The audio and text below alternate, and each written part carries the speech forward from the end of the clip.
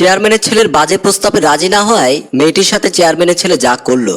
রিনা ছোটবেলা থেকে তার নানার বাড়িতেই থাকে, তার বাবা মা কেউ নেই, এখানে বুড়ো নানা নানির সাথেই থাকে। রিনা পড়াশোনা করার অনেক ইচ্ছে ছিল, কিন্তু করতে পারেনি, কারণ তার নানা নানুর এত টাকা পয়সা ছিল না তাকে পড়ানোর জন্য। রিনা সব কাজেই খুব পারদর্শী ছিল। একদিন চেয়ারম্যানের মেয়ে দিশা রিনার কাছে এসে বলে, রিনা তুই আজকে আমাদের বাড়িতে একটু আসিস তো। রিনা তখন বলে, কেন দিশা আপু? দিশা তখন রিনাকে বলে, আমাদের বাড়িতে একটু কাজ আছে, তার জন্য মা বলে দিয়েছে তোকে যাওয়ার জন্য। রিনা তখন বলে, ঠিক আছে, আমি বাড়ির কাজগুলো করেই তোমাদের বাড়িতে যাচ্ছি। দিশা তখন বলে, তাড়াতাড়ি আসিস কিন্তু। রিনা বলে, ঠিক আছে। রিনা দুপুরবেলা তার নানা নানির কাজ করে চেয়ারম্যানের বাড়িতে যায় কাজ করার জন্য। রিনা গিয়ে দরজার কলিং বেল বাজাতেই চেয়ারম্যানের ছেলে সাকিব দরজাটা খুলেই রিনাকে দেখে বলল, এই ফকিন্নি, আমার বাবা চেয়ারম্যান দেখে একেবারে বাড়ির দরজা পর্যন্ত চলে আসতে হবে ভিক্ষে চাওয়ার জন্য? রিনা তখন সাকিবকে বলে, আমি আপনাদের এখানে ভিক্ষা চাইতে আসিনি, আমাকে দিশা আপু বলেছিল আসার জন্য।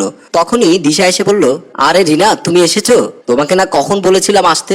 রিনা তখন দিশাকে বলল, একটু কাজ ছিল তাই আসতে একটু দেরি হয়েছে। দিশা তখন বলল, ঠিক আছে ভেতরে আসো। রিনা তখন ভেতরে যায়। দিশা তখন রিনাকে বলে, তুমি আগে সবকটা রুম ঝাড়ু দাও। রিনা তখন সবকটা রুম ঝাড়ু দিয়ে সাকিবের রুমে যায়। সাকিব তখন ফোনে শুয়ে শুয়ে অশ্লীল ভিডিও দেখছে। রিনা সাকিবের দিকে না তাকিয়ে ঝুঁকে ঝুঁকে ঝাড়ু দিচ্ছে। সাকিব তখন রিনার দিকে তাকিয়ে আছে আর মনে মনে ভাবছে, মেয়েটা তো খুব সুন্দর, একটু পাম দিয়ে দেখি পটানো যায় কিনা। সাকিব তখন রিনাকে বলে, তুমি এত সুন্দর একটা মেয়ে এসব বাসার কাজ করো কেন? রিনা কোনো কথাই বলে না। সাকিব তখন বলে, তুমি কি কথা বলতে পারো না? রিনা তখন বলে, ভাইয়া আমার কাজে দেরি হয়ে যাবে। সাকিব তখন বলে, তুমি কার সাথে কথা বলছো জানো?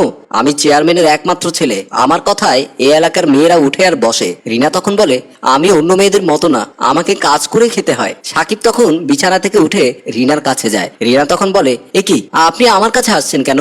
সাকিব তখন রিনার মুখ চাপ দিয়ে বলে, তুমি আমার হয়ে যাও, তাহলে আর তোমাকে কোনো বাসায় কাজ করতে হবে না। রিনা তখন বলে, আমরা গরিব মানুষ, আমরা ছেঁড়া কাঁথায় শুয়ে লাখ টাকার স্বপ্ন দেখি না, আপনি আমাকে ছাড়েন, তা না হলে আমি চিৎকার করব। সাকিবের হাতে বাড়ি দিয়ে বলে, আমরা গরিব হতে পারি কিন্তু দুর্বল না, আর আমাদের আপনাদের মতো বড়লোক ছেলেদের 2 দিনের জন্য বিছানা সঙ্গী হতে চায় না। সাকিব আর রিনার কথার মাঝখানে দিশা এসে বলে, কিরে কি হয়েছে, কিসের যেন শব্দ হলো? রিনা তখন বলে, দিশা আপু, সাকিব ভাইয়ের রুমে কিছু আরশোলা ছিল, এগুলোকে ঝাড়ু দিয়ে পিটিয়ে রুম থেকে বের করেছি। দিশা তখন বলে, ভালো কাজ করেছিস। রিনা তখন বলে, দিশা আপু আমার কাজ তো শেষ, আমি এখন বাড়িতে গেলাম। দিশা তখন বলল, ঠিক আছে। এদিকে সাকিব তার হাতে হাত বুলাতে থাকে আর মনে মনে বলে, এত বড় সাহস, আমার বাড়িতে এসে আমাকে ঝাড়ু দিয়ে মেরে যায়, এই অপমান তো আমি কিছুতেই মেনে নেব না। আজকে রাতেই এই মেয়েকে মজা দেখাবো, ও এটা জানে না কার লেজে পা দিয়েছে। রাতের বেলা রিনা তার নানিকে বলে, জানো নানি, আজকে চেয়ারম্যানের বাড়িতে কাজ করতে গিয়েছিলাম, তখন চেয়ারম্যানের ছেলে আমার হাত ধরে টানাটানি করছিল, তারপর আমি ঝাড়ু দিয়ে ইচ্ছে মতো পিঠিয়েছি। রিনার নানু তখন বলে, এটা তুই কি করলি? এই ছেলের সাথে তুই লাগতে গেলি কেন? জানিস না ওরা টাকাওয়ালা মানুষ, যা ইচ্ছা তাই করতে পারে। রিনা তখন বলে, আর আমরা গরিব বলে আমাদের মান সম্মান ধনীদের হাতে তুলে দিতে হবে? তখনই রিনার দরজায় শব্দ হয়। রিনার নানি বলে, তুই দাঁড়া, আমি দেখছি এত রাতে কে এসেছে। রিনার নানি যেই না দরজা খুললো তখনই দেখে যে চেয়ারম্যানের ছেলে তার বন্ধুদেরকে নেশা করে নিয়ে এসেছে। রিনার নানি বলে, এ কি, তোমরা এখানে কি করছো, যাও এখান থেকে।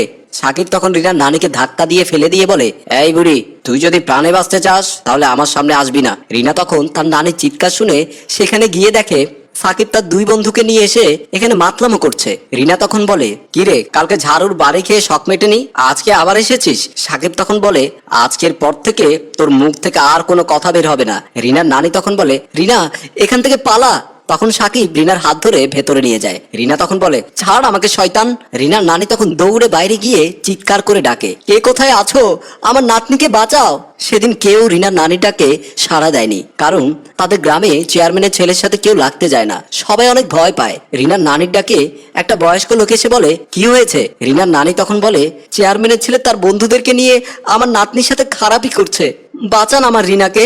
বয়স্ক লোকটা তখন বলে, ওরে বাবারে, চেয়ারম্যানের ছেলে, সে তো তোমার কপাল খুলেছে, চেয়ারম্যানের ছেলে তোমার নাতনিকে পছন্দ করেছে, তার সাথে মাস্তি করছে, চেয়ারম্যান যদি জানতে পারে তাহলে তোমাদেরকে অনেক টাকা পয়সা দিয়ে সাহায্য করবে।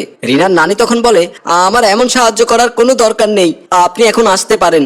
আজকে যদি আপনার চোখের সামনে আপনার নাতনিকে কেউ জোর করে ধর্ষণ করতো তাহলে আপনার কেমন লাগতো? বয়স্ক লোকটা তখন কোনো কথা না বলেই সেখান থেকে চলে যায়।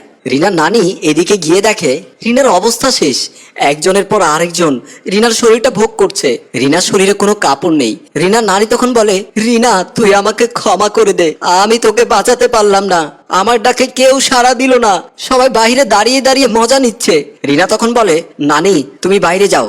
সাকিবের দুই বন্ধু তখন হেসে বলে, ওর মনে হয় আমাদের আদর ভালো লেগেছে, তার কারণে আবার করার সুযোগ করে দিচ্ছে। সাকিবের দুই বন্ধুকে বলে, আপনারাও চলে যান, আমি আর সাকিব একসাথে আরো কিছুক্ষণ সময় কাটাতে চাই। রিনার নানি তখন রিনাকে বলল, তুই এসব কি বলছিস, তোর মাথা ঠিক আছে তো? রিনা কোনো কথা না বলে দরজা লাগিয়ে ফেলে। তারপর রিনা সাকিবের কাছে গিয়ে তার বিছানায় শুয়ে দিয়ে মনে মনে বলে, তোর মতো কাপুরুষকে বাঁচিয়ে রাখলে আমার মতো হাজারো রিনা তার সম্মান হারাবে।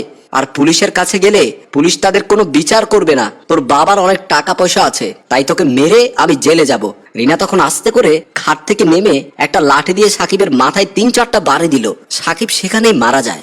রিনা তখন বলে, নানি আমি ওই শয়তানটাকে মেরে ফেলেছি, ও বেঁচে থাকলে আমি সারা জীবন আজকের কথা মনে করে কষ্ট পেতাম। বিড়ালের মতো 1000 বছর বেঁচে থাকার চেয়ে সিংহের মতো 1 মিনিট বেঁচে থাকার মধ্যে অনেক আনন্দ। আপনাদের জন্য আমাদের এই ক্ষুদ্র আয়োজন।